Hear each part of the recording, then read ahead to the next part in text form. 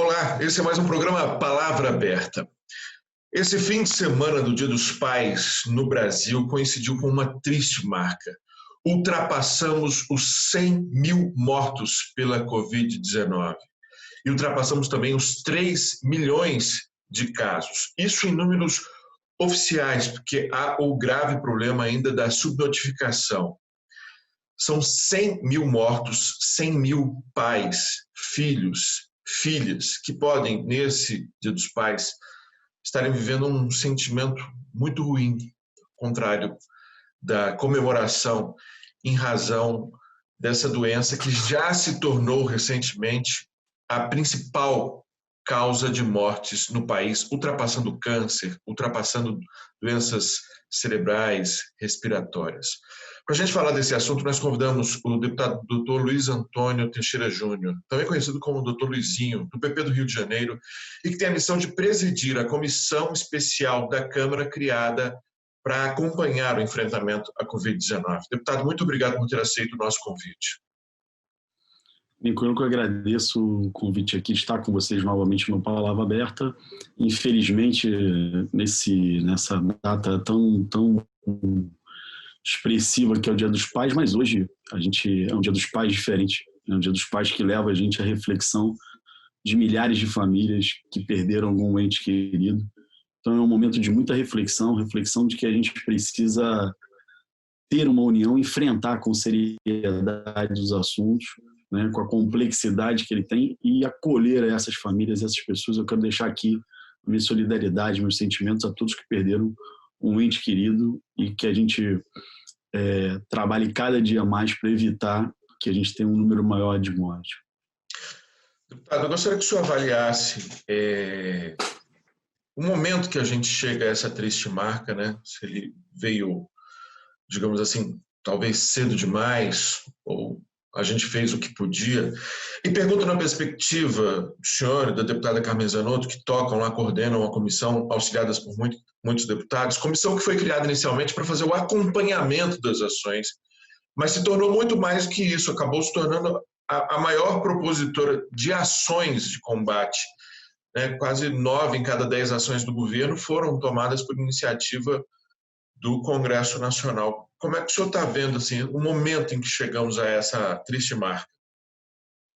Então, eu vejo que nesse momento a gente conseguiu, depois de muito trancos e barrancos, um momento maior sobre a pandemia e mudar um enfoque que o mundo todo foi surpreendido por essa pandemia, mas o Brasil em especial, ele encarou com muita dificuldade de planejamento, muita dificuldade de ação entre os entes federativos.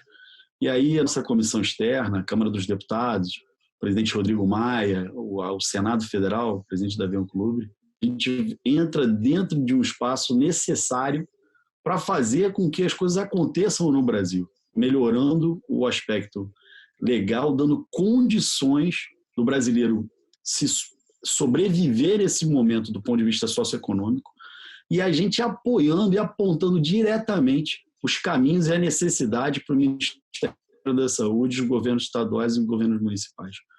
Nossa comissão, que trabalha desde fevereiro, desde 17 de fevereiro, nós fizemos a primeira reunião do Ministério da Saúde. Nós abordamos 3 assuntos principais. A necessidade de um número muito grande de testagem, a necessidade de um número muito grande de leitos e uma necessidade muito grande de equipamentos de proteção individual. Essas 3 necessidades eram necessidades absolutas. Mas eu volto a 15 dias anteriores, em que eu já enviei um ofício ao Ministério da Saúde dizendo da necessidade de controlar nosso acesso alfandegário e treinar os nossos profissionais de saúde. A gente precisava muito chegar nessa pandemia treinado. Infelizmente, ela foi subdimensionada no início, né? Um erro de planejamento, e a gente vem ao longo desse processo precisando chamar os principais especialistas, precisando chamar a sociedade civil, chamar o Ministério da Saúde e ajudar a mostrar a real situação para reverter aquele momento. É impossível que a gente enfrentasse esse momento sem ter uma organização logística e de treinamento de pessoal que pudesse, vamos dizer assim, dar ao Brasil um número muito menor de óbitos. Eu vou te colocar aqui uma das coisas que eu considero mais exemplificante. Nós temos no Sistema Único de Saúde, na atenção básica, os agentes comunitários de saúde. É um programa imenso, são milhares de profissionais habilitados no Brasil inteiro que conhecem os moradores nas suas casas. E a gente não utilizou os agentes comunitários de saúde. Nós fizemos uma opção de talvez fazer um telesaúde e não usar esses agentes que poderiam esclarecer a cada uma das pessoas. E é um programa que eu acho que nós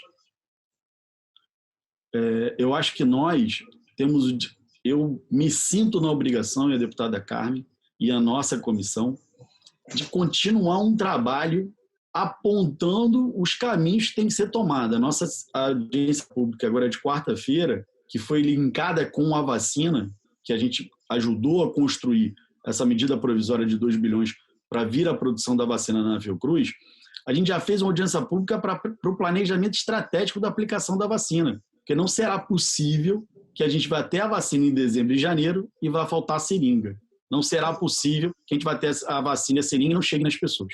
Eu sou testemunha, acompanhei que a comissão conseguiu reverter, inclusive, rumos de decisões e estratégias que o Ministério da Saúde vinha tomando. Agora, deputado, uma pergunta que é obrigatória nesse momento, não há como fugir dela. A pandemia se mostrou um desafio de saúde pública, obviamente, para a economia, para a política como um todo, mas foi também, sem sombra de dúvida, um desafio para a comunicação privada e para a comunicação pública. Mas nós tivemos uma bateção de cabeça enorme, talvez até maior do que na área econômica, na área da saúde, que é autoridades, inclusive a autoridade máxima do país, indo na direção oposta do que aquilo o seu próprio ministério pregava, e nós tivemos aí demissões de ministros. Quanto isso contribuiu para atingirmos, nesse momento, alguns meses depois das primeiras mortes, essa marca de 100 mil mortes? Lincoln, contribuiu muito, né? A falta de comunicação correta. Primeiro, deixando claro, entre o presidente Jair Bolsonaro e o ministro Mandetta. Houve uma falta de comunicação entre os dois. Desde o início dessas atividades, houve uma falta de comunicação. Ou porque o presidente Jair Bolsonaro não foi dimensionado a ele a maneira que era o problema. O presidente Jair Bolsonaro também recebeu alguns maus conselheiros, pessoas que aconselharam mal o presidente, que subdimensionaram também. E o próprio Ministério da Saúde, no início da pandemia, subdimensionou o que viria pela frente. Então, nós tivemos um problema de comunicação entre o presidente e o seu próprio ministro e o próprio ministério. Porque o próprio ministério iniciou essa pandemia subestimando a pandemia. Daí para frente, começou o problema de comunicação entre o Ministério da Saúde e as secretarias estaduais, entre as secretarias estaduais e seus governadores, entre os governadores e prefeitos. Então, nós passamos uma pandemia gravíssima, com um problema de comunicação, que aí evoluiu para um problema maior, que foi um problema político, porque alguns poucos acharam que sairiam heróis dessa pandemia. Os heróis dessa pandemia serão os profissionais de saúde, são os profissionais que enfrentaram esse processo, pessoas que tiveram funções essenciais, não pararam, o nosso mercado de abastecimento funcionou o tempo todo, nossas forças de segurança estavam na rua, nós não tivemos um saque, Lincoln. O que precisa entender é que alguns políticos acharam que seriam heróis da pandemia, com atitudes que seriam contrárias um contra o outro. Eu acho que você falou muito bem, essa bateção de cabeça, ela é uma das maiores responsáveis pelo nosso resultado. E eu vou falar para você, até hoje o nosso erro de comunicação do fique em casa, tem 2 fique em casa que até hoje as pessoas não conseguiram entender. Um era fique em casa para o isolamento, para você não poder encontrar com um número maior de pessoas, que tem pessoas assintomáticas ou que não sabem poderiam não saber que está contaminado, contaminar outros. E outro fica em casa, a primeira orientação de, se você tiver qualquer sintoma, isso é uma gripe, você fica em casa. Você só vai no médico com falta de ar. Quando a pessoa foi no médico com falta de ar, ela já chegou lá precisando ser entubada, precisando de CTI. Você vê que quando a gente consegue entender essa pandemia melhor, muda a orientação de quanto mais precocemente a pessoa vai até o médico, faz um controle de saturação, uma tomografia, duas coisas que nós já tínhamos no Brasil. Não precisava comprar nada, não precisava comprar um tomógrafo, não precisava comprar um oxímetro. Um tomógrafo e oxímetro. Oxigênio, nós já tínhamos no Brasil. Medicação que a gente usa hoje, que é heparina ou clexane, nós já tínhamos no Brasil. E corticoide, nós já tínhamos no Brasil. Quem faz esse protocolo, dificilmente esse paciente vai para o leito de CTI. Dificilmente. Então, eu acho que a gente errou na comunicação. Hoje a gente enxerga de uma outra maneira. É claro que eu não faço aqui, Lincoln, um juízo de valor. Os erros como um todo, eles não são só um erro por dolo. Eu acredito que nós tivemos num processo novo e um processo que conflitou, e não as pessoas confiando uma nas outras. Porque a gente confia, em algum momento, um dirigente toma uma decisão errada, ou a gente depois de algum tempo olha e descobre, poxa, a gente começou essa pandemia achando que isso era uma doença pulmonar, e hoje a gente sabe que ela é uma doença hematológica praticamente. Então, é muito diferente, mas a comunicação, acho que você foi cirúrgico, vou trazer aqui para mim como médico, você foi cirúrgico a detectar que a comunicação foi o item mais difícil e a principal causadora do resultado que a gente tem no Brasil. Deputado, conversaria muito mais com o senhor, mas nosso tempo é curtinho. Eu vou pedir para o senhor dar uma última resposta curta sobre a perspectiva que o senhor tem para daqui para frente. A perspectiva que nós já temos, as principais estados, principais regiões do Brasil já acometidas.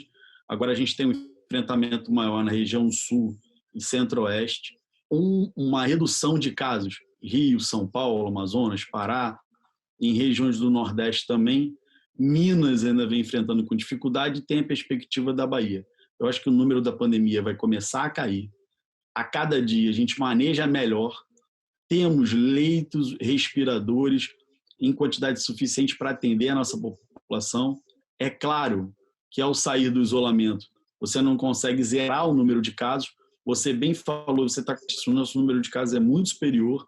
Tenho certeza absoluta que o nosso manejo da pandemia vai ser bem melhor e o número de mortes vão cair. Agora, o número de casos confirmados ele vai subir exponencialmente porque a gente está subnotificado. Muitíssimo obrigado, deputado Dr. Luiz Antônio Teixeira Júnior. Estamos todos acostumados a chamar Dr. Luizinho. E desejo um bom trabalho, um exitoso trabalho à frente da comissão externa. E o parabenizo, a gente no jornalismo deve evitar assim, se envolver, mas eu devo parabenizar o senhor e todos os parlamentares que se envolveram diuturnamente no enfrentamento dessa doença. Muito obrigado mais uma vez. Lincoln, eu que agradeço poder participar aqui com vocês e quero registrar aqui o trabalho excepcional realizado pela TV Câmara, pela Rádio Câmara. Todos os profissionais da casa estão de parabéns porque conseguiram fazer informação de qualidade, fazendo de forma remota um trabalho fantástico. Eu acho que dos meios de comunicação, se a gente fosse o trabalho da TV, da Rádio Câmara, ele foi muito superior à maioria das redes de rádio e televisão do Brasil. Parabéns a todos os profissionais da TV Câmara e, se Deus quiser, vão ter uns bons dias pela frente vencendo o coronavírus. Obrigado, deputado. E obrigado você também que nos acompanhou aqui pela TV Câmara, pela Rádio Câmara, pelas redes sociais da Câmara dos Deputados. Até uma próxima edição.